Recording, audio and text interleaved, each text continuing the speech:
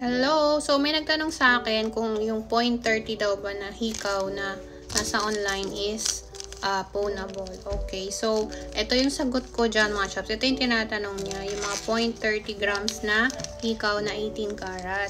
Tulad po ng sinabi ko, basta't yung purity ng gold is nandun like 18, 21, lahat po ng gold na meron kayo ay nasasanlayan sa pawn shop. Kaya nga meron po tayong tinatawag na purity ng gold. Like for example, sa 18 karat, pag chinek ng pawn shop kung anong caratage ng gold nyo, yung purity niya, check nila yon 18 karat. So, kahit 0.2, 0.30, 0.20, 0.10 pa yung weight ng alahas ninyo. Like this one, katulad nung tinatanong nung isang nag-comment sa aking video. Ayan. Lahat po yan ay pawnable. Kaya pag nag-check kayo ng alahas nyo, lagi nyong i-check yung purity ng gold. If it's 21 karat, 18 karat, 22 karat, or 24 karat.